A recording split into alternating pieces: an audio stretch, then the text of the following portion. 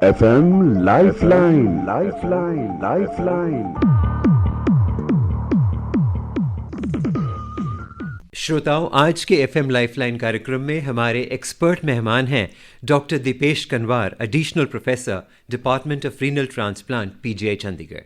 Doctor Deepesh, आपका कार्यक्रम में बहुत बहुत स्वागत है। Thank you very much. Doctor Kanwar, आज हम आपसे जानकारी लेंगे किडनी या गुर्दों के ट्रांसप्लांट की और रीनल ट्रांसप्लांट की ज़रूरत कब पड़ती है। तो हम इसी सिलसिले में बातचीत करेंगे और हमारे श्रोता भी आपसे सवाल पूछेंगे। सबसे पहला सवाल डॉक्टर दीपेश, किडनीज यानी गुर्दे की खराब होने की स्थिति कब आती है, क्यों खराब होती हैं किडनीज? कई बार किडनीज कुदरती ख़राब हो जाती हैं। जैसे हमारी उम्र बढ़ती है वैसे किडनीज़ की भी उम्र हो जाती है। एंड कभी कभी हमारी उम्र से पहले, जिसमें हम बोलेंगे कि हमारी नॉर्मल जो उम्र बढ़ने की जो प्रक्रिया होती है उससे पहले किडनीज़ ख़राब हो जाती है। कुछ और बीमारियां हैं जिसके कारण किडनी की ख़राब होने की चांसेस ज़्यादा हो जाती हैं। जैसे कि किसी को डायबिटीज़ है या किसी को हाइपरटेंशन है, ब्लड प्रेशर जिसको ज़्यादा है, तो उसको चांस होता है किडनी ख़राब होने का। कई बार जैसे डायबिटीज़ में शुगर का कंट्रोल अच्छा नहीं होता, तो फिर किडनीज़ ख़राब होने के चांसेस काफ़ी ज़्यादा रहते हैं उन पेशेंट्स में।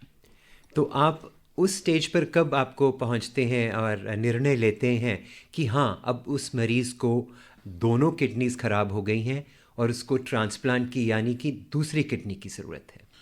जो किडनी ख़राब होने की जो प्रोसेस होती है वो धीरे धीरे होती है, पर कई बार पेशेंट्स को एकदम एंड स्टेज में पता चलता है, जिसको हम कहते हैं एंड स्टेज किडनी डिजीज़ या स्टेज 5 क्रॉनिक किडनी डिजीज़। तो जब मैं कहता हूँ स्टेज 5 है, तो फिर उसके पहले स्टेज 1, 2, 3, 4, 5 ऐसे अलग अलग स्टेजेस होते हैं। ज़्यादातर पेशेंट्स को जैसे हमारे देश में स्टेज 5 में पता चलता है कि उनकी किडनीज ख़राब है। जब वो टेस्ट करवाते हैं किसी और कारण के लिए और उनको पता चलता है कि या तो उनका हीमोग्लोबिन बहुत कम है, क्रेटिनिन ज़्यादा है, यूरिन कम आ रहा है, तो कुछ कुछ साइंस एंड सिम्टम्स होती हैं जिसके कारण किडनी ख़राब हो गई हैं और पेशेंट को पता चलता है कि हाँ किडनी ख़राब हो गई। तो ये जो स्टेजेस होती है, स्टेज 5 में अगर पेशेंट पहुंच जाता है तब उस समय हम बोलते हैं कि पेशेंट को किडनी ट्रांसप्लांट की ज़रूरत पड़ती है। डॉक्टर साहब, जब एक मरीज़ स्टेज 1 से स्टेज 5 तक जाता है तो क्या पहली स्टेजेस में इंसान को पता ही नहीं चलता उसकी किडनी ख़राब हो रही है? कोई ऐसे लक्षण जो इंसान को लगे कि हाँ, मुझे डॉक्टर के पास जाना है? ज़्यादातर पेशेंट्स को लास्ट स्टेज में इसलिए पता चलता है क्योंकि जो किडनी ख़राब होने के जो लक्षण होते हैं, जो साइंस एंड सिम्टम्स होते हैं, वो बहुत ही ग्रेजुअली शुरू होते हैं। एंड पेशेंट को कई बार लास्ट स्टेज तक पता नहीं चलता जब तक उसको कुछ कुछ सिम्टम्स होती है, जैसे थकावट होती है क्योंकि हीमोग्लोबिन कम है उनका, या उनमें पैरों में स्वेलिंग आती है, सोजिश आती है, या तो फिर यूरिन आउटपुट कम हो जाता है उनका। तब उनको पता चलता है कि हाँ ठीक है, किडनी ख़राब हो रही है। क्योंकि ये प्रोसेस बहुत ही धीरे धीरे शुरू होता है और इसको डेवलप करने में टाइम लगता है, तो ज़्यादातर पेशेंट्स को यूजुअली लास्ट स्टेज तक पता नहीं चलता कि उनकी किडनी ख़राब हो गई है। कुछ कुछ पेशेंट्स होते हैं जिनको पहले पता चल जाता है। फॉर एग्जांपल, उन्हें किसी और कारण से उन्होंने टेस्ट करवाया हो, जैसे कि ब्लड यूरिया का या क्रेटिनिन का टेस्ट करवाया हो, या कुछ कुछ पेशेंट को जिनको किडनी की पहले कोई बीमारी होती हो, जैसे कि किडनी स्टोन्स की, तो वो किसी डॉक्टर के साथ फॉलोअप कर रहे होते हैं, उनके पास रेगुलरली जा रहे होते हैं, तो उन पेशेंट्स को पहले पता चल जाता है कि हाँ हमारा क्रेटिनिन बढ़ने लग गया। जो नॉर्मल क्रेटिनिन है 1.2 1.5 के बीच में रहता है। जैसे वो बढ़ने लगता है तब उनके डॉक्टर उनको बोलते हैं हाँ आपकी किडनी में असर पड़ रहा है, किडनी का क्रेटिनिन आपका बढ़ रहा है। तो उनको पहले पता चल जाता है, स्टेज 2 स्टेज 3 के बीच में उनको पता चल जाता है कि हाँ उनके किडनीज ख़राब होने लग गई हैं। डॉक्टर साहब, अगर स्टेज 2 स्टेज 3 में, जैसे आपने कहा कि जिनको पता चल रहा है कि किडनी ख़राब हो रही है, तो उस स्थिति में जब आपके पास मरीज़ आता है तो क्या उस स्थिति में इलाज संभव है? हाँ भी और ना भी, क्योंकि कुछ कुछ कुदरती बीमारियां होती हैं जिनका अपने आप में कोई इलाज है नहीं। तो उन सर्कमस्टांसेस में ऐसा होता है कि क्रेटिनिन फिर बढ़ते रहता है, उसको कंट्रोल करना मुश्किल होता है। दूसरी साइड देखें तो कुछ कुछ ऐसी बीमारियां हैं जिनको कंट्रोल अच्छी तरह किया जा सकता है और किडनी की जो लाइफ है, चाहे किडनी ख़राब हो रही हो, किडनी की जो रिमेनिंग लाइफ है काफ़ी देर तक उसको निकाल सकते हैं। फॉर एग्जांपल, किसी का बीपी या ब्लड प्रेशर के कारण किडनी ख़राब हो रहा हो, तो उस टाइम अगर हम कंट्रोल करते हैं तो जितनी किडनी ने चलनी थी उसको हम और बढ़ा सकते हैं। जैसे किसी का लगता है ठीक है क्रेटिनिन काफ़ी ज़्यादा है, 3-4 साल में लगता है कि हाँ नौबत आ सकती है ट्रांसप्लांट की या डायलिसिस की, तो वैसे में अच्छा कंट्रोल रखने से हम उम्मीद करते हैं कि हाँ 2-3 साल एक्स्ट्रा और निकाल सकते हैं। डॉक्टर साहब, ये क्रेटिनिन बढ़ने के क्या कारण हैं?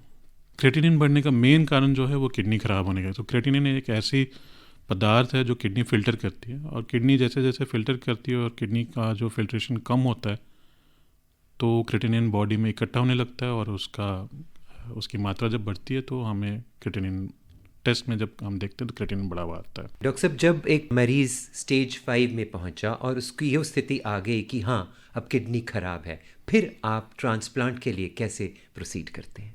तो ज़्यादातर पेशेंट्स को जब उनको लेट पता चलता है कि उनकी किडनी टोटली ख़राब हो गई है, क्रिएटिनिन काफ़ी ज़्यादा है, 6, 7, 10, 12 उस रेंज में पहुंच जाता है, तो पेशेंट के पास 2 ही ऑप्शन रहते हैं, एक तो डायलिसिस करवाए या तो ट्रांसप्लांट करवाए।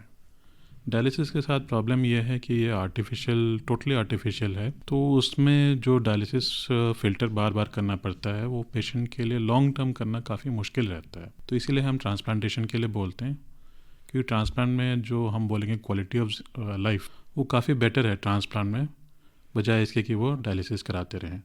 तो डायलिसिस या ट्रांसप्लांट में चूज़ करने के लिए ट्रांसप्लांट इज़ बेस्ट, पर जब तक ट्रांसप्लांट की तैयारी नहीं होती तब तक मेजॉरिटी ऑफ द पेशेंट, ज़्यादातर पेशेंट जो होते हैं वो डायलिसिस पे रहते हैं कुछ महीने, जब तक उनका ट्रांसप्लांट नहीं तैयार होता।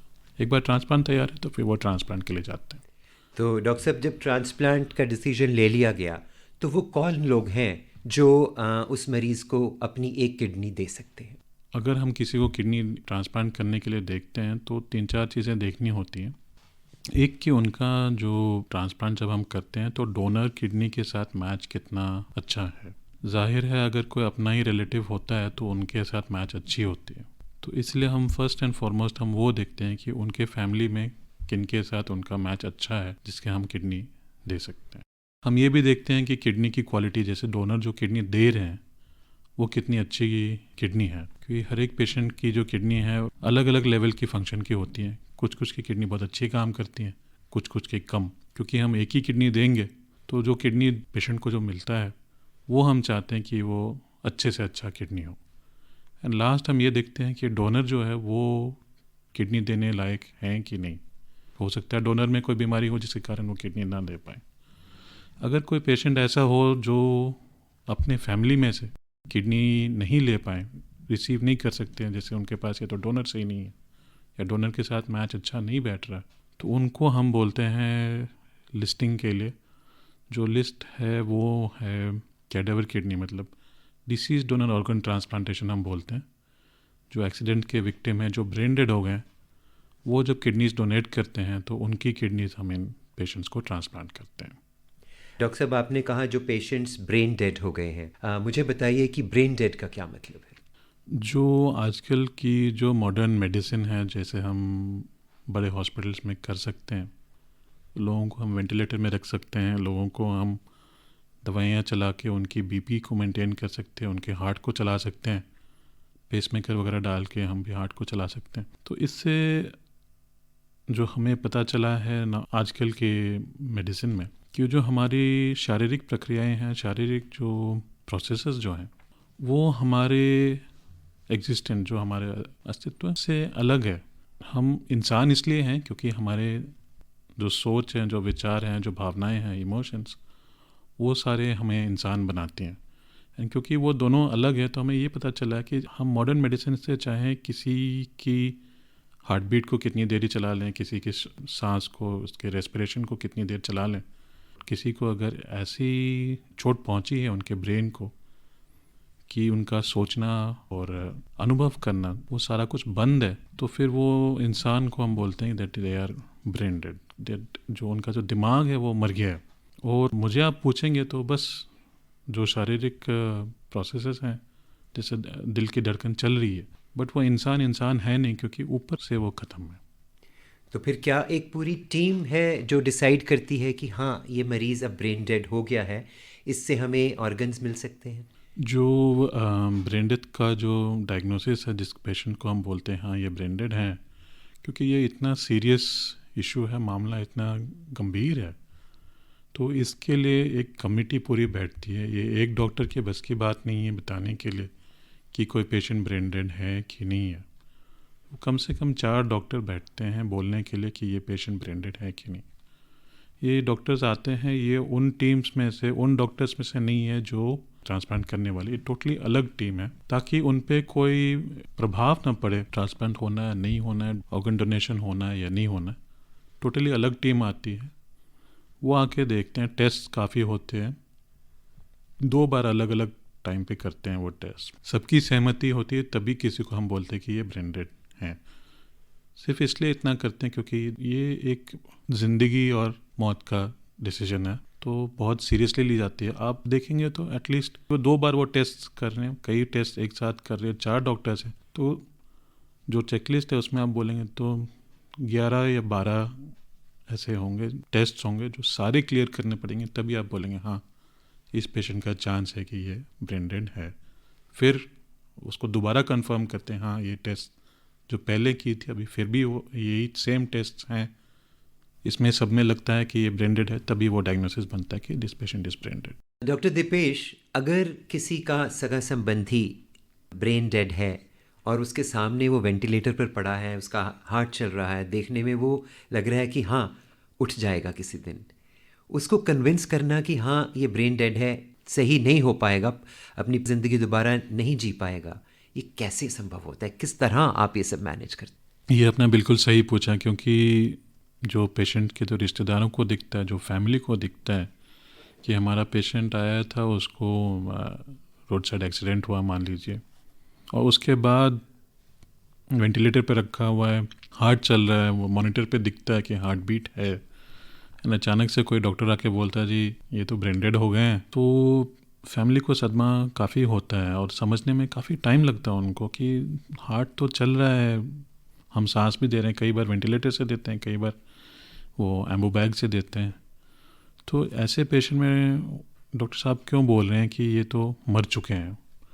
और इसका कारण ये है कि अभी जो मॉडर्न जो मेडिसिन है, हमें ये पता है कि हार्ट को कैसे चलाए रखा जा सकता है, बट जो ब्रेन का जो इंजरी है वो परमानेंट है, वो और ऐसे लेवल पे है, इतनी गहराई पे उसकी इंजरी है कि वो ब्रेन कभी रिकवर नहीं करेगा।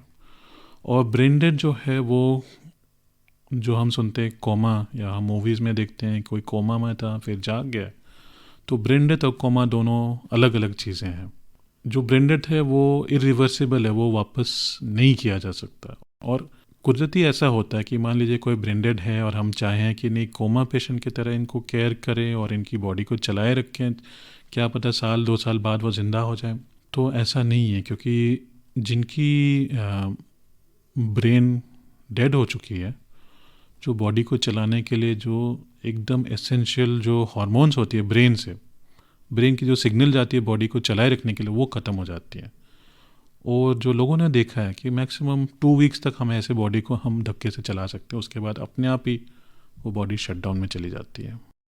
जब उस पेशेंट का डायग्नोज बन गया कि वो ब्रेन डेड है, तो फिर क्या उस पेशेंट के परिवारजनों से सहमति लेनी पड़ती है ऑर्गन लेने के लिए? एकदम, ये 100% ज़रूरी है, इसके बिना अनिवार्य है, नेसेसरी है, इसके बिना परिवार के सहमति के बिना ऑर्गन्स नहीं ली जा सकती हैं।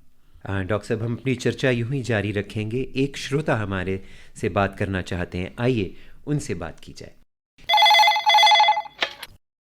हेलो। हेलो। कार्यक्रम एफएम लाइफलाइन में आपका स्वागत है, अपना नाम बताइए। मंजू सिंह। मंजू जी, आप कहाँ से बोल रहे हैं? अम्बालाखंड। आप अपना प्रश्न पूछिए। डॉक्टर साहब नमस्कार। नमस्ते। डॉक्टर साहब, मेरा प्रश्न थोड़ा सा हटके है कि मैं पूछना चाहती हूँ कि हाइपरटेंशन का पेशेंट को ब्रिस्क वॉक करनी चाहिए? हाइपरटेंशन पेशेंट्स को हाँ जी ब्रिस्क वॉक करनी चाहिए, जब तक कि उनका हाइपरटेंशन रीजनेबल रेंज में है। किसी का हाइपरटेंशन का बहुत ज़्यादा है तो पहले कंट्रोल में लाना चाहिए, फिर डॉक्टर के सुपरविजन में हाँ ब्रिस्क वॉक करना चाहिए, जो हम आजकल अपने पेशेंट्स को बोलते हैं कि कई ट्रांसप्लांट के पेशेंट्स को भी हाइपरटेंशन होता है क्योंकि उनकी किडनी पहले ख़राब थी, तो daily minimum 30 minutes brisk walk. Thank you doctor. मैं इनकी ओर से डॉक्टर साहब एक और प्रश्न पूछूंगा कि अगर हाइपरटेंशन है, ब्लड प्रेशर बढ़ा हुआ है, दवाई मरीज नहीं ले रहा, तो उस मरीज का किडनी खराब होने के क्या चांसेस हैं? बोलने को तो हम बोलेंगे चांसेस वक्त के साथ, जैसे जितनी देर आप हाइपरटेंशन के साथ रहेंगे जिएंगे विदाउट कंट्रोल उतना आपका चांस बढ़ते रहता है। सो बोलने के लिए स्टार्ट करेंगे 1 to 2%, बट धीरे धीरे वो बढ़ के अप टू 5%, मतलब 20 में से एक मरीज़ को ज़रूर हाइपरटेंशन के कारण कोई ना कोई किडनी पे असर पड़ता है एंड उनकी किडनी फेलियर के चांसेस काफ़ी ज़्यादा होती हैं। तो बहुत ज़रूरी है कि हाइपरटेंशन यानी बढ़ा हुआ ब्लड प्रेशर ज़रूर कंट्रोल किया जाए। कार्यक्रम में फ़ोन करने के लिए आपका शुक्रिया। डॉक्टर साहब, हम अपनी चर्चा जारी रखते हैं। हम बात कर रहे थे ब्रेन डेड मरीज़ की।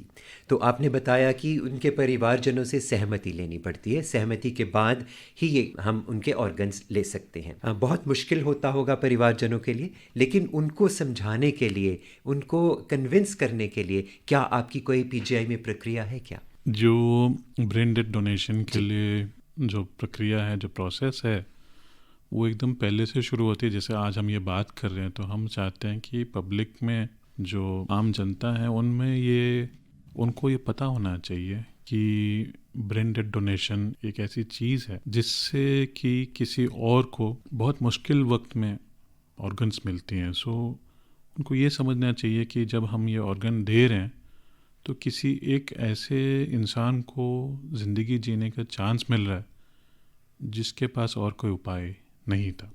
तो अगर आप देखेंगे तो किडनी ट्रांसप्लांट के लिए मैं बोलूँगा कि पीजीआई में जितने पेशेंट्स आते हैं 10 में से एक को उनकी किडनी मिल रही है बाहर से मतलब अपने परिवार के बाहर से। ज़्यादातर पेशेंट जो कर रहे हैं वो अपने डोनर खुद ला रहे हैं। जिनके पास डोनर नहीं है उनके पास कोई उपाय नहीं है other than brain dead donation के लिए। तो इसलिए मैं पब्लिक में ये चाहता हूँ, पब्लिक को पता चले कि इसमें जो फ़ायदा हो रहा है वो किसी ऐसे इंसान को हो रहा हो जो इसके बिना मरने के कगार पे है।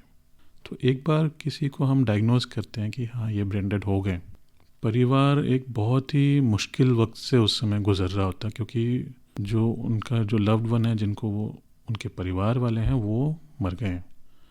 ऐसे वक्त में उनको अप्रोच करना कि आप प्लीज़ इनकी ऑर्गन्स दे दो, किडनीज दे दो, लीवर दे दो, हार्ट दे दो या आंखें दे दो, ये हमारे लिए मुश्किल होता है। और हमारे ट्रांसप्लांट कोऑर्डिनेटर्स है पीजीआई में, और उनका ये काम बहुत ही मुश्किल काम होता है, क्योंकि इतने मुश्किल वक्त में वो एक फैमिली को जाके कुछ ले रहे हैं उनसे, जबकि उनका मोस्ट लाइकली कुछ बहुत ही इम्पोर्टेंट चीज़ छिन गया। किसी के फादर हैं, किसी के मदर हैं, किसी के बाल बच्चे हैं जो मर गए हैं।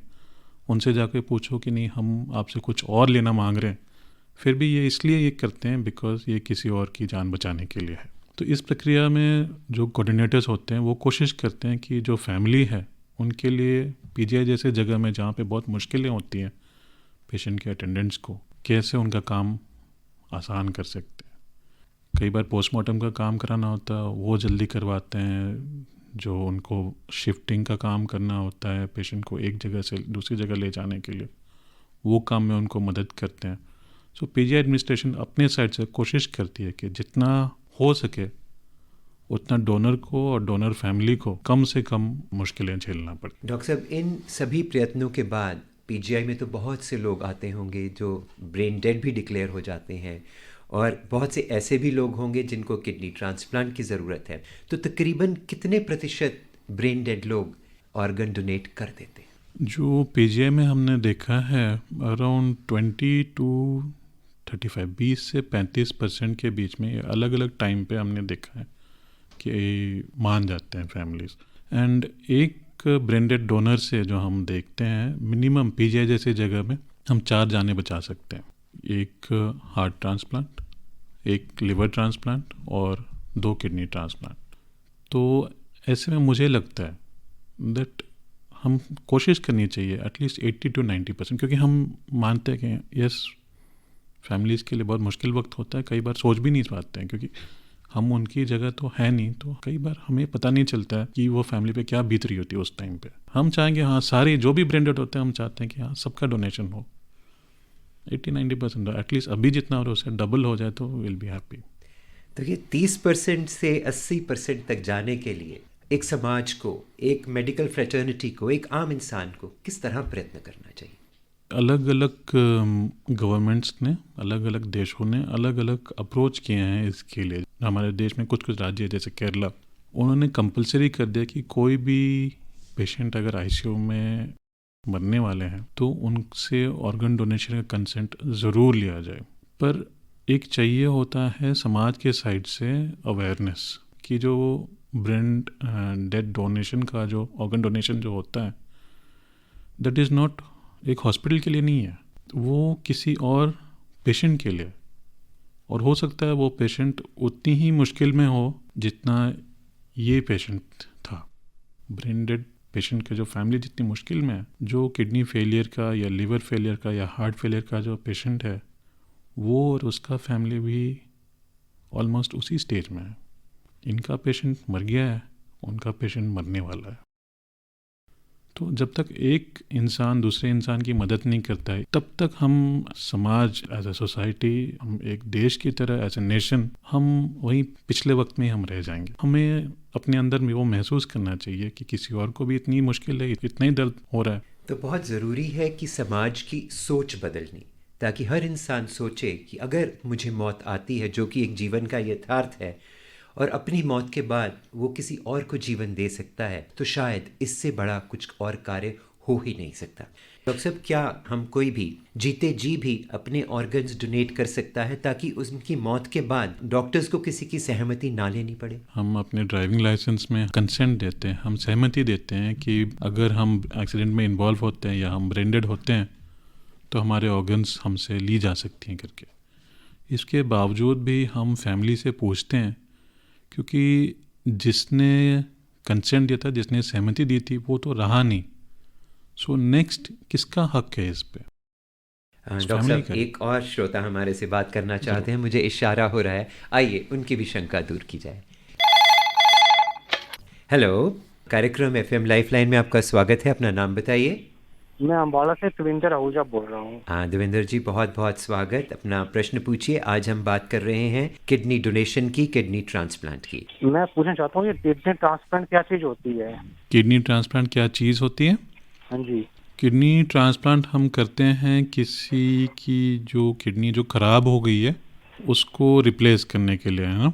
तो हम किसी को नई किडनी देते हैं तो उसको किडनी ट्रांसप्लांट बोलते हैं। और जो किडनी ख़राब होती है उसको, जैसे मैंने कहा, कुछ लोगों में कुदरती हो जाता है, कुछ लोगों में इसलिए होता है क्योंकि उनके पास उनको कोई ऐसी बीमारी है जिसका असर किडनी पे पड़ता है, जैसे कि डायबिटीज़ हो गया, शुगर हो गया, किडनी स्टोन हो गया। तो ये कुछ बीमारियां हैं जिनके कारण किडनी पे असर पड़ता है। तो अगर हाइपरटेंशन से भी हो जाता है ये? हाँ जी, हाइपरटेंशन से होता है ये। इससे कैसे बचा जा सकता है? तो इसका तो एक तो है कि जो बीमारी हुई है जिसके कारण किडनी पे असर पड़ रहा है उसको कंट्रोल करना है। जैसे आपका डायबिटीज़ हो गया या हाइपरटेंशन हो गया, तो ये दोनों चीज़ें हैं जो अच्छी तरह कंट्रोल की जा सकती है। आजकल जो मेडिसिन्स हैं जिनसे अच्छा कंट्रोल करके किडनी को काफ़ी देर तक बचाया जा सकता है। ठीक है सर, धन्यवाद। कार्यक्रम में फ़ोन करने के लिए आपका बहुत बहुत शुक्रिया। डॉक्टर साहब, इनकी बातचीत के बाद मेरे जहन में एक प्रश्न आया कि हम अपनी किडनीज़ को किस तरह स्वस्थ रख सकते हैं ताकि किडनी ख़राब हो ही ना।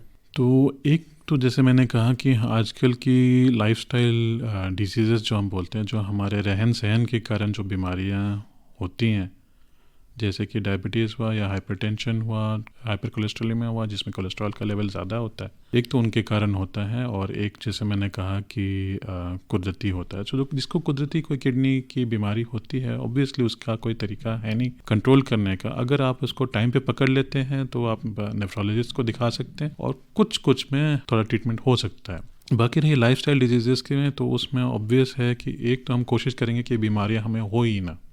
तो हेल्दी लाइफस्टाइल आपने रखना है, वेट को कंट्रोल करके रखना है, आपने डेली एक्टिविटी आपने करना है, एटलीस्ट 30 मिनट्स टू 60 मिनट्स आपने स्ट्रेनुअस एक्टिविटी करना है, जिससे कि आपका हार्ट रेट हर एक एज के हिसाब से टारगेट हार्ट रेट होता है, वो टारगेट हार्ट रेट के ऊपर आपका हार्ट रेट रहे। तो इतनी देर का एक्सरसाइज तो आपने करना है। हमने कोशिश करनी कि लाइफस्टाइल बीमारियां ना हो। अगर किसी को कोई लाइफस्टाइल बीमारी हो जाती है तो वी मस्ट इंश्योर उसको कंट्रोल में रखना है। जैसे शुगर के लिए है, हम फॉलो करते हैं HbA1c को हम फॉलो करते हैं, वो आपने लिमिट में रखना है, 6.5 तक लेके आना है। बीपी का हमारे पास टारगेट है कि हमने मैक्सिमम बीपी जो हमने रखना है 140-90 के ऊपर तो जाना ही नहीं है, और हमें कोशिश करना है उसके नीचे जितना आ सकते हैं उसके नीचे लेके आए। एंड लास्ट जो होता है कि अगर आपको कोई ऐसी बीमारी है जिसका असर किडनी पे पड़ता है, जैसे मैंने कहा डायबिटीज़ हो, हाइपरटेंशन हो, किडनी स्टोन्स हो या हाइपर कोलेस्ट्रोलेमिया हो, तो आपने रेगुलर डॉक्टर के पास फॉलोअप रखना है। डॉक्टर साहब, हम बात कर रहे थे ऑर्गन डोनेशन की ब्रेन डेड पेशेंट्स में से। चंडीगढ़ जैसे शहर में, पीजीआई जैसे इंस्टीट्यूट में तो फैसिलिटीज़ हैं, लेकिन बाकी शहरों में आसपास जहां अस्पताल तो हैं, तो क्या ये ऑर्गन डोनेशन की फैसिलिटीज़ वहाँ हैं? हाँ जी, क्योंकि ऑर्गन ट्रांसप्लांटेशन की ज़रूरत हमारे देश में इतनी ज़्यादा है। पीजीआई में जैसे जगह में हम देखेंगे तो अभी तक हमारे पास 3,500 पेशेंट्स हो गए होंगे जिन्होंने ब्रेन डेड ट्रांसप्लांट के लिए रजिस्टर किया है, और अब तक हमने 400 करीब किए हैं, सो ओनली 1/10। तो जब सरकार ने देखा कि इतनी ज़रूरत है ऑर्गन ट्रांसप्लांटेशंस की, तो सरकार ने अभी प्रोग्राम शुरू किया है दूसरे शहरों में, छोटे शहरों में भी जो हॉस्पिटल्स हैं वहाँ पे ऑर्गन डोनेशन किया जा सकता है। ट्रांसप्लांट एक बड़े हॉस्पिटल में की जाए, डिस्ट्रिक्ट में मान लीजिए, पर छोटे शहरों में, छोटे हॉस्पिटल्स में भी ऑर्गन डोनेशन की जा सकती है। तो उसके लिए हर स्टेट लेवल पे national organ and tissue transplant organisation है, नोटो ने स्टेट लेवल अथॉरिटीज शुरू करी हैं, और धीरे धीरे अगले 3-4 साल में मुझे लगता है कि हर स्टेट में ये शुरू हो जाएगा कि ऑर्गन रिट्रीवल, जो ऑर्गन डोनेशन के बाद ऑर्गन्स निकालने के लिए छोटे छोटे हॉस्पिटल्स में भी ये स्टार्ट हो जाएगा, और ट्रांसप्लांट चाहे ऑर्गन ला के एक बड़े सेंटर में उसको ट्रांसप्लांट कर सकते हैं। डॉक्टर साहब, क्योंकि आप एक रिसर्च इंस्टीट्यूट से हैं, तो आने वाले समय में आप ऑर्गन ट्रांसप्लांट का क्या भविष्य देखते हैं? ऑर्गन ट्रांसप्लांट अभी के लिए जो हम देख रहे हैं कि हाँ, जो हम ट्रांसप्लांट करते हैं उसका आगे कैसे हम ट्रांसप्लांट किडनी की जो लाइफ है कितना हम लंबा निकाल सकते हैं, एक तो वो।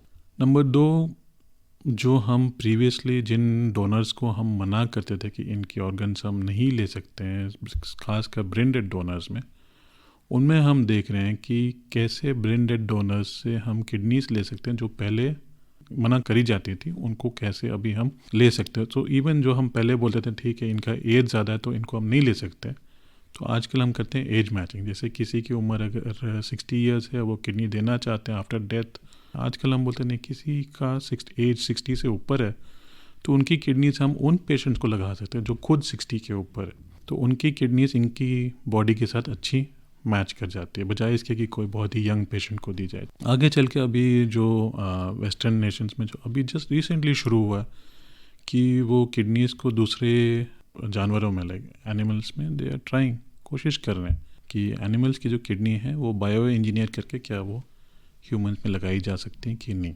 अगर वो उसमें सफल रहते हैं तो नेक्स्ट आने वाले दशक में 10 साल के अंदर मुझे लगता है कि ये काफ़ी प्रचलित हो जाएगा। डॉक्टर साहब, कार्यक्रम के आखिर में आप हमारे श्रोताओं को क्या संदेश देना चाहेंगे? नंबर 1 कि अपनी किडनीज़ का आप ज़रूर ध्यान रखें। जो हमारी ओरिजिनल किडनीज़ हैं उसके समान कोई और किडनी नहीं काम कर सकता।